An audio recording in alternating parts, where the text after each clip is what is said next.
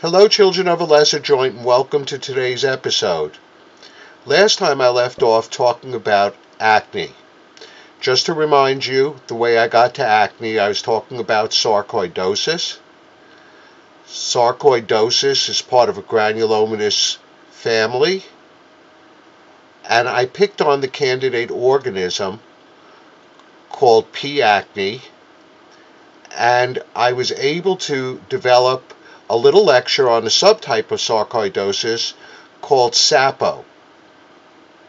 SAPO is in an acronym where the S stands for synovitis, the A stands for acne, the P stands for pustules, the H stands for hyperostosis, which is excess bone, and the O stands for osteitis, which is bone inflammation and pain. I have a lofty goal in mind for you today, and what I'd like to show you today is how I'm casting a wide net in being able to create a rule-out list for my differential diagnosis. Of course, if I go back to the other slide, and I don't know that acne can be a part of a TMD problem or other symptoms, I don't get to be able to incorporate that into my rule-out list to create my differential diagnosis.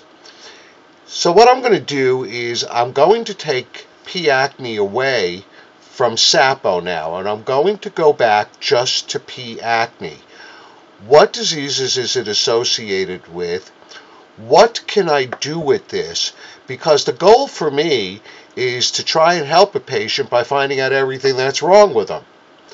So I'm going to go forward, and I did a literary research, and just to show you quickly, I'm not going to go through the entire research library that I reviewed, but I found that P. acne was associated with lower back herniated discs, and they actually found the organisms upon biopsy and culture or deep sequencing type techniques where they were looking for the footprint of P. acne. And we also found literature that associated it with Crohn's disease and ulcerative colitis and shoulder arthritis, just to keep me honest and show you where I got the citations from.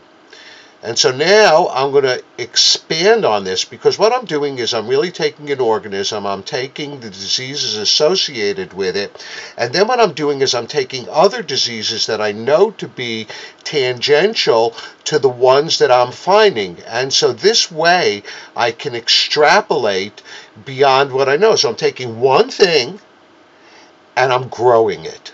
Very simple. So now I'm going to play with it just a little bit and show you what I can do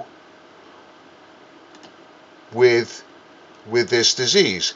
Now, if you'll notice up on top, I have P. acne over here, and to the left of it, I have the grouping that forms some of the cancers. To the right of it, I have sarcoidosis. So this can go in both directions. And then from there, what I can do is I can talk about where P. acne has been found and place it into context.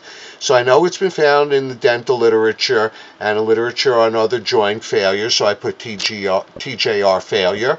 I can put down lower back pain, shoulder arthritis.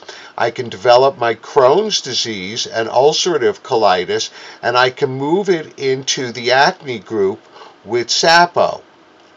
And then from there, what I can do is I can go ahead and let's take the Crohn's disease group, for example, and I can go ahead with the Crohn's disease group and I can play with HLA-B27, which also goes along with an organism called Klebsiella. and I can put HLA-B27 within the context of ankylosing spondylitis, but also Crohn's disease, and I can push it into reactive arthritis, and that's able to help me even more, because now I can go into my sexually transmitted diseases like chlamydia, or I can go into food poisoning.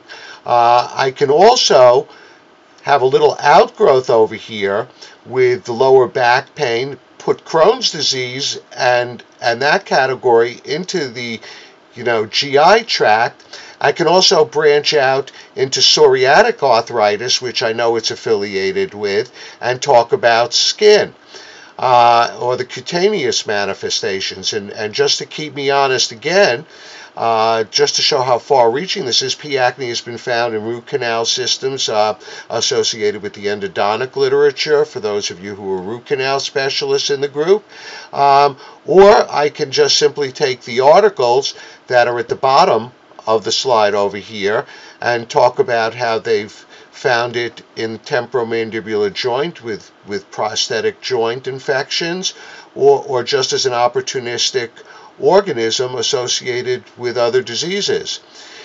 So this is a good place for us to let off today. My goal for you was to see how I cast that wide net.